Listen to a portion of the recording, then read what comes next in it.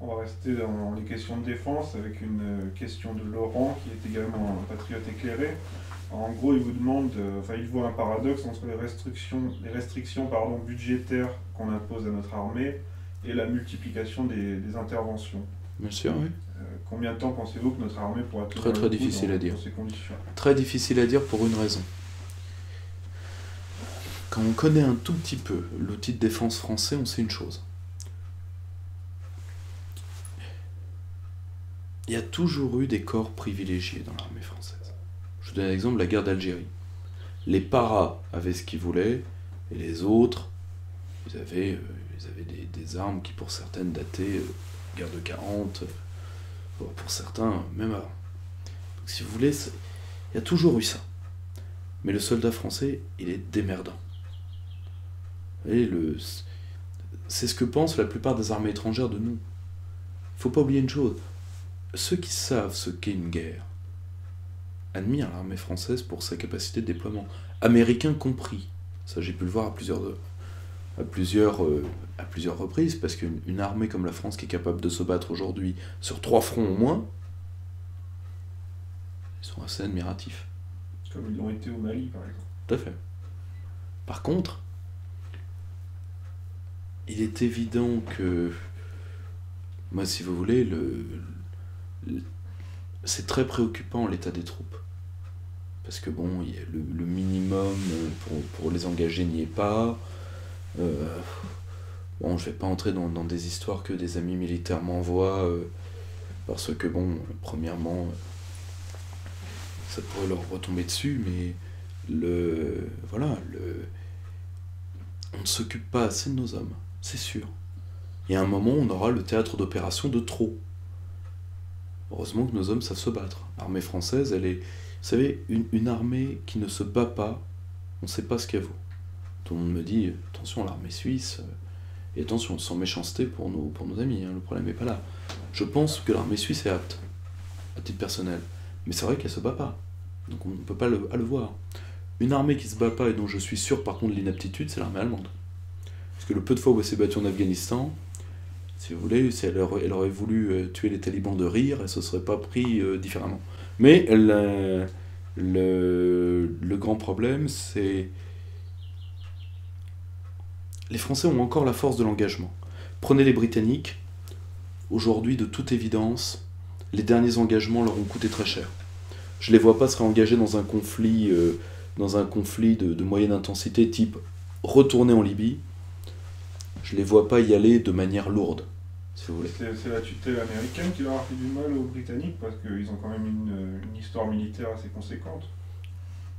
Alors il y a ça, mais il n'y a pas que ça. Il n'y a pas que ça. Il y a le fait que... C'est un peu la même chose avec les Israéliens. Ils ont américanisé leur méthode de guerre. Et même leur pensée de guerre. Et ça coûte très cher. Parce que les Américains, ils ne savent pas gérer les fins de conflit. Ils ne savent pas gérer la guerre politiquement, les Américains. Très difficile. Ils savent gérer la création de zones grises. C'est-à-dire, ils savent gérer le chaos. Ça, c'est vrai. La preuve, comme l'a très bien dit le représentant russe à l'ONU récemment, hein, ils l'installent partout où ils vont. Ça y est, à la rigueur, ils savent faire. Mais gérer politiquement un conflit, comme les Anglais, vieille habitude coloniale, nous les Français, on sait généralement gérer les conflits politiquement. Les Israéliens ont géré très intelligemment certains de leurs conflits. Mais l'américanisation des méthodes de guerre, chose assez terrible. Les Anglais, ça leur a fait un mal fou.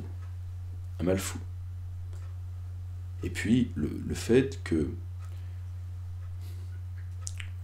si vous voulez, les réformes thatchériennes ont mis à terme, qui ont été prolongées par, comme l'a très bien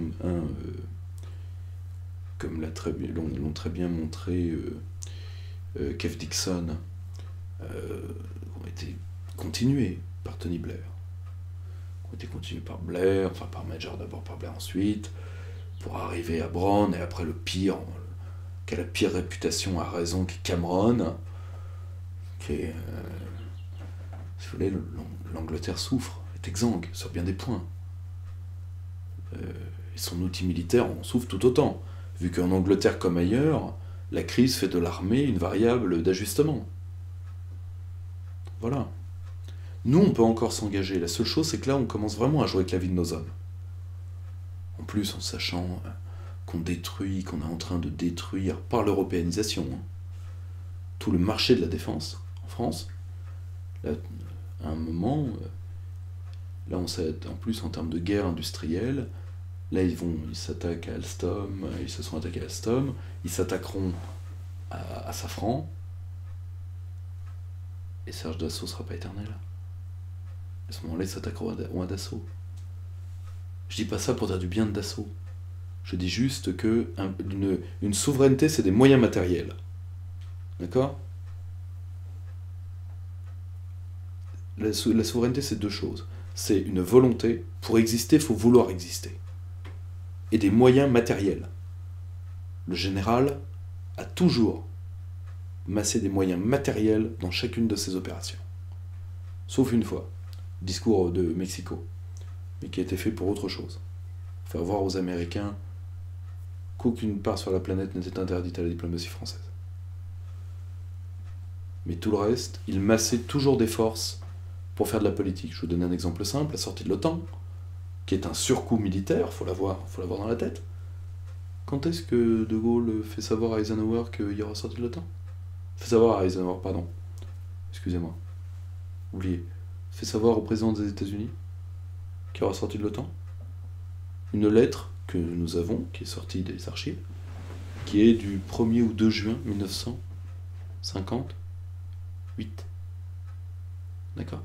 Nous sortirons de l'OTAN quand ? Du commandement intégré de l'OTAN, précisément ? En 64. Qu'avons-nous fait entre les deux ? Nous avons requinqué notre budget de la défense, pour que le surcoût ne nous fasse pas de mal. Souveraineté sur l'exemple, miser des moyens matériels au service de la volonté. Ce qui veut dire faire une stratégie. Stratégie, c'est un but et des moyens alloués au but. Voilà. Mais il va falloir faire la même chose si vous voulez que le pays se relève. C'est tout. Donc là, il n'y a pas de pensée, pas de stratégie. Là, nous allons faire repartir les enfants en Libye. Bravo. C'est sûr, maintenant. C'est sûr. Catastrophique. Ça est catastrophique. Donc, l'armée tiendra parce que la Grande Muette, c'est... la seule chose, c'est que là, on commence vraiment à jouer avec la vie de nos hommes. Une question de Julien, parce que c'est clair également. Pensez-vous, malgré les divergences d'intérêts entre la France et l'Allemagne, qu'un mouvement anti-européen allemand comme Alternative für Deutschland puisse être un allié, ne serait-ce que ponctuellement, pour des patriotes français dans la lutte politique contre l'Union européenne ? Et que pensez-vous de ce mouvement ? Je vais vous répondre ce que le général de Gaulle disait de Maurice Schumann. Un Boche, un bon Boche, un Boche quand même. Voilà. Désolé, ils vous planteront la première occasion. Je vous le dis. Je vais recommander, parce qu'il faut, à travers ces vidéos, que tout le monde ait des nouvelles sources d'informations. Je recommande à nos éditeurs de suivre un institut qui a été le premier, institut dont je suis très proche, où une bonne partie de mes amis sont les cadres, qui est l'Institut Pomone. P-O-M-O-N-E. Qui fait des rencontres d'économistes grecs, polonais, anglais, allemands, français, contre l'euro. Quand vous avez cette expérience-là, et quand vous avez croisé ceux qu'on appelle les patriotes allemands, je pense particulièrement à ceux de la revue Compact, donc à Jürgen Elsässer. Qui est Jürgen Elsässer ? Il avait publié un très bon bouquin, préfacé par Jean-Pierre Chevènement et édité par un homme qui est un homme d'un grand courage et qui lui est un homme plus qu'estimable, qui est mon camarade Slobodan Despot, des éditions Xenia, maison d'édition à suivre, donc qui est une maison d'édition suisse. Slobodan, lui, comme son nom l'indique, est serbe. Bon. Il avait publié ce bouquin sur l'arrivée du djihad en Europe, préfacé donc par Jean-Pierre Chevènement. Très bon bouquin. Moi j'ai croisé Jürgen Elsässer. J'ai croisé les hommes d'Alternative für Deutschland. Je vais vous lire une phrase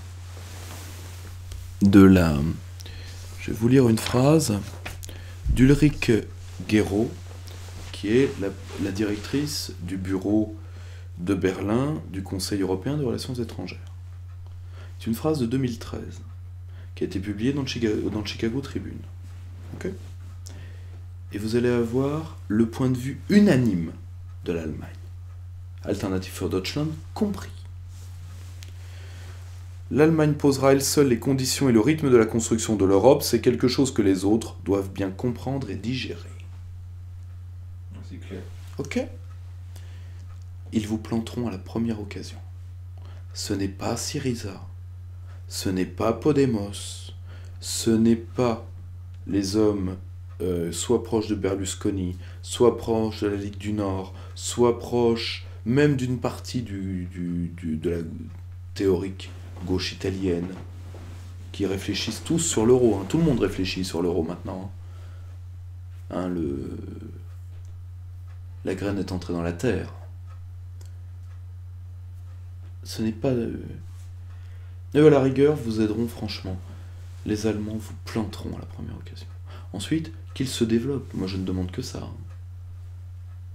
S'ils n'arrivent même pas à voir que l'euro a été fait pour eux, mais n'oubliez pas, et vous le verrez dans l'ouvrage de Norman Palma, l'euro a été fait pour l'Allemagne par l'Allemagne. Aujourd'hui, elle est en train de tuer ses propres clients.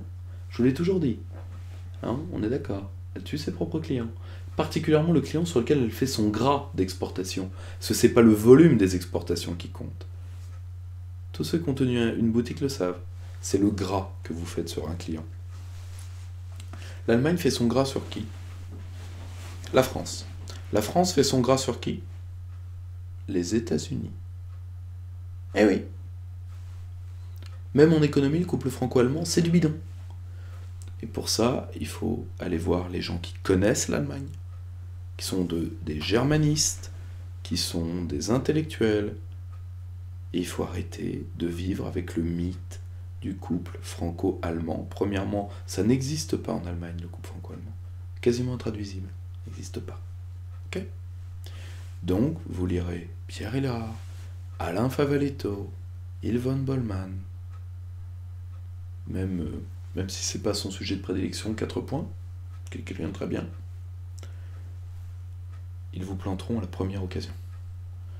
Parce que ceux que vous appelez les souverainistes allemands nous veulent autant de mal que les autres.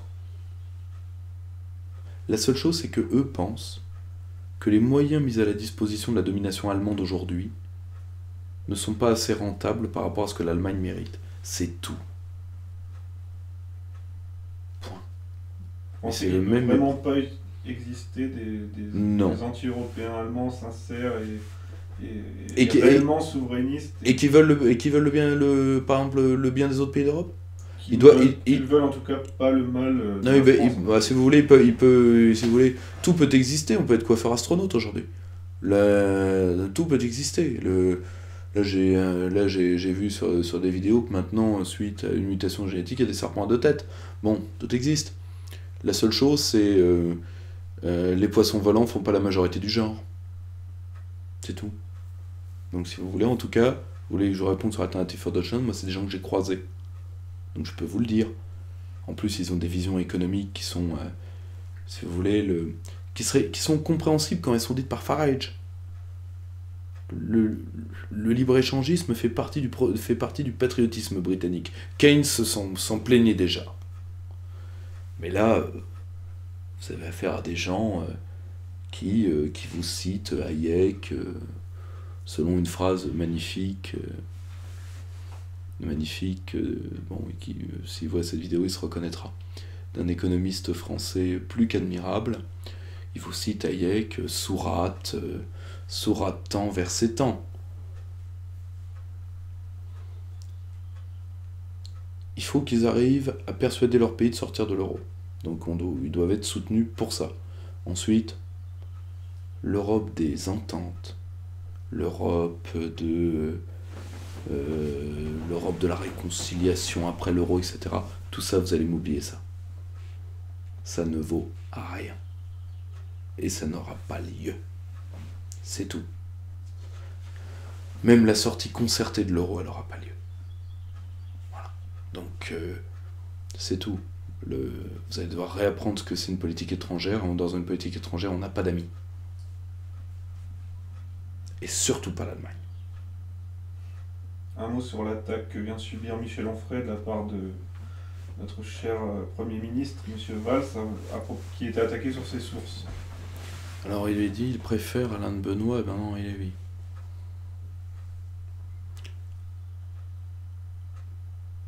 Je pense que les fiches de lecture que font les équipes du Premier ministre devraient peut-être, elles, s'élargir en termes de sources. Peut-être parce que se nourrir de la pensée de Bernard-Henri Lévy, c'est en tout cas faire preuve d'une grande santé, comme dirait Nietzsche. Une grande santé parce que c'est arriver à survivre avec bien peu de choses, finalement. C'est là où il y a un sujet derrière ça, outre le caractère médiocre de l'attaque. Il y a 3 sujets. Premièrement, là encore, le socialisme français est lié à la fois au catholicisme et à l'occultisme. Relisez Philippe Muret, le 19e siècle à travers les âges. Pourquoi ? Parce que la déferlante occultiste en France au 19e siècle est liée au scientisme. Quand la science est omniprésente, quand Dieu n'est plus, mais que la mort, elle reste comme mystère, eh bien vous allez vers le paranormal. Nécessairement. Particulièrement un temps où la mort est encore partout, au 19e siècle. On a encore une mortalité infantile assez lourde, donc il y a des morts d'enfants. Victor Hugo, lui, va tomber là-dedans parce qu'il veut parler à Léopoldine, sa fille qui s'est noyée, etc. Bon. Donc si vous voulez, le socialisme français est resté très marqué de ça. Donc, que fait M. Valls ? Eh bien, il essaye de faire respecter l'esprit d'orthodoxie. Il désigne les hérétiques. Michel Onfray, pour lui, est un hérétique. Et il fait respecter le dogme de la gauche tel qu'il entendait, c'est-à-dire libéral et antiraciste. Très bien. Libéral, antiraciste et européiste. La nouvelle trinité. Onfray contrevient à ça pour une raison. C'est que Onfray est l'un des exemples récents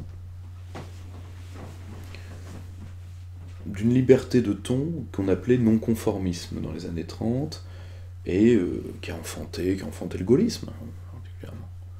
Mais le non-conformisme aujourd'hui revient d'ailleurs. Il va avoir une histoire de ce mouvement qui va sortir au mois de fin avril, début mai, aux éditions Pierre-Guillaume Deroux, fait par mon ami Arnaud Imatz. Ça, nous en reparlerons, à mon avis, longuement.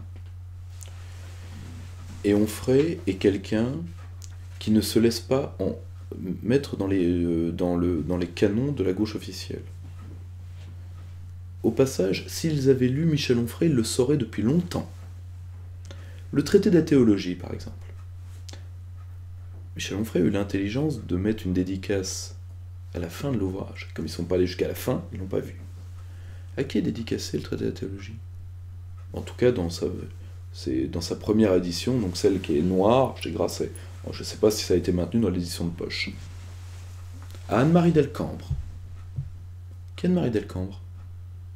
Une islamologue très raide dans ses convictions, mais une très grande spécialiste de l'islam. qui est entre autres, par exemple, qui est une intervenante de tout le milieu anti-islamisation. Qui était déjà pas en odeur de sainteté chez les journalistes au moment où l'ouvrage d'Onfray est sorti. Qui est l'un des auteurs piliers de son attaque sur Freud? Pierre Debré-Ritzen, psychiatre, donc le père de Quentin Debré, grand professeur de psychiatrie, l'oncle ou grand-oncle de Régis Debré, donc c'est une grande famille d'intellectuels, et qui était un anti-freudien raide, très sec, brillant, hein, Debré-Ritzen, mais qui était aussi, dont l'œuvre a été entièrement balayée par le fait qu'il était ami avec Jean-Marie Le Pen. S'ils avaient lu Onfray, ils sauraient par les bibliographies qu'ils avaient affaire à un homme intenable. Pour des raisons personnelles que certains subodorent et dans lesquelles je préfère pas rentrer, par égard pour lui, parce que ça lui appartient, des changements qui sont intervenus dans la vie de Michel Onfray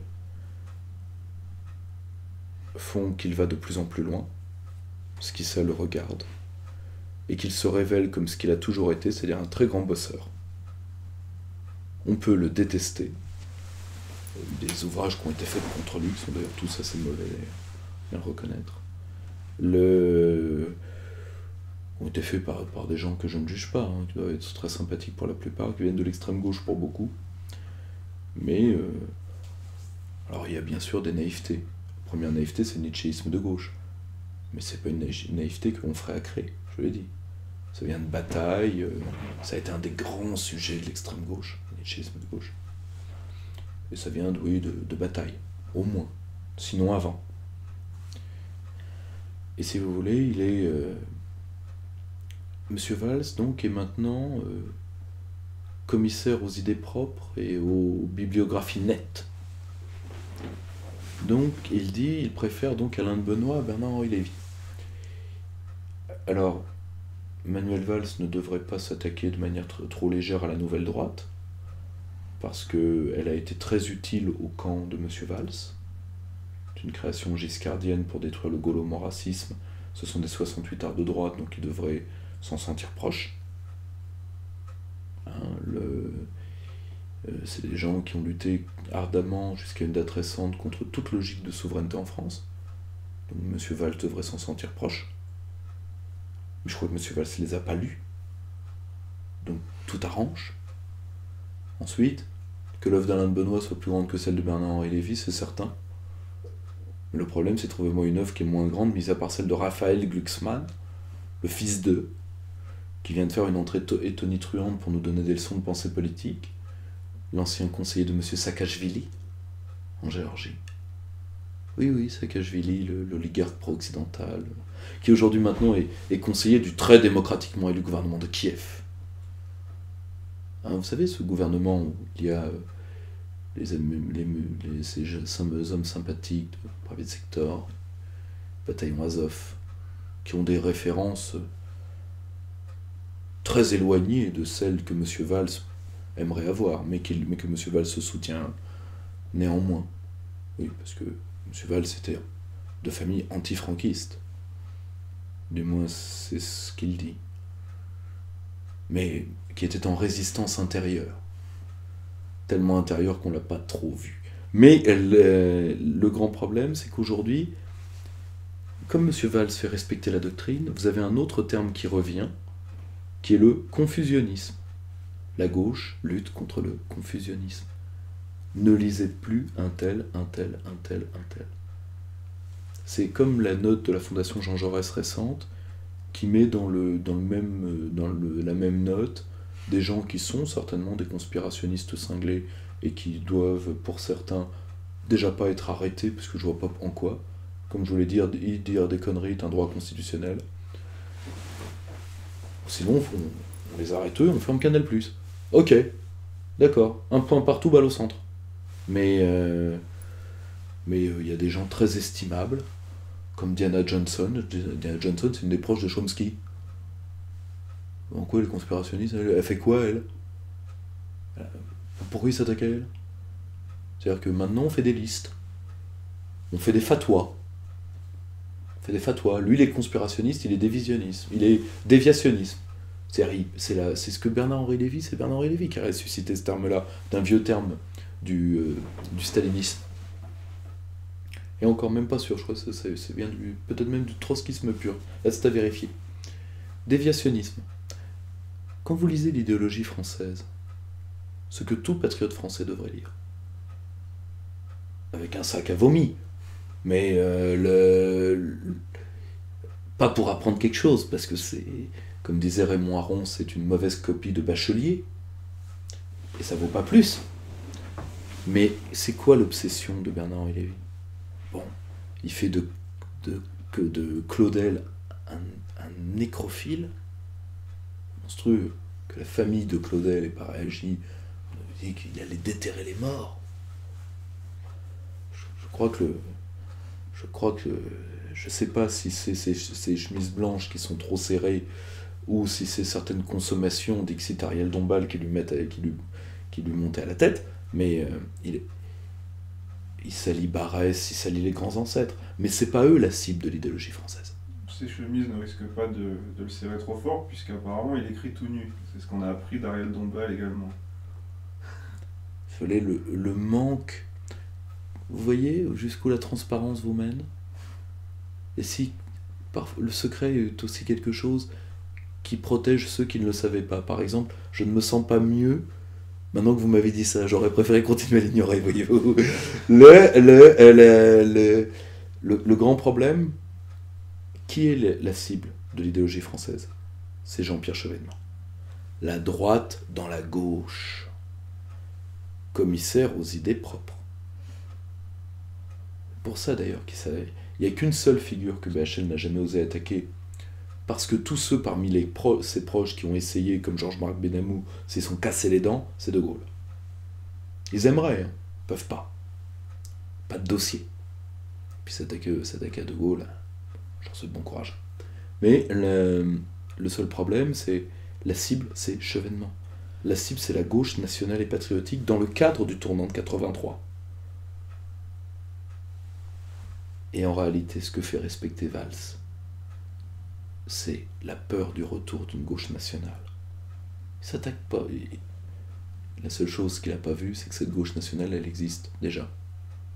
Mis à part qu'elle n'est plus dans l'orbite du Parti Socialiste. Elle est maintenant dans l'orbite de Marine Le Pen. Ou de Nicolas Dupont-Aignan. C'est vrai qu'ils n'ont toujours pas compris. Mais ils sont obligés, parce qu'ils voient qu'à gauche aujourd'hui, vous avez des Christophe Guilly, vous avez des Jean-Claude Michéa, qui a fait un mal fou à ces gens-là. Or, ils doivent faire respecter la logique partisane. Et ils doivent faire respecter par une logique très religieuse, hein, d'éloignement des hérétiques. Et évidemment, comme vous le savez en France, qui veut piquer son chien l'accuse d'être d'extrême droite. Donc, voilà. Or, il y a des intellectuels qui lisent, les plus grands intellectuels français lisent tout ce qui est de qualité. Or, il y a des ouvrages de qualité qui viennent de la bande Alain Benoît. Il y a surtout des bibliographies de qualité, moi je trouve. Plus peut-être que des ouvrages. Mais ce sont des gens qui méritent d'être lus.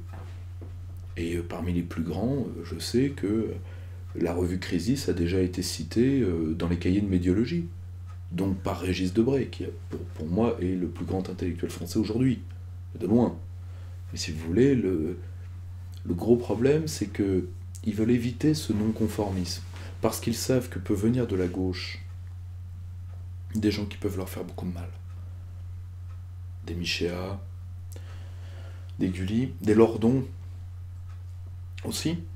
Et la seule peur, et le seul moyen de faire en sorte que les barrières idéologiques soient bien gardées, c'est d'utiliser contre ceux sur qui ça a encore de la prise, l'accusation d'antifascisme.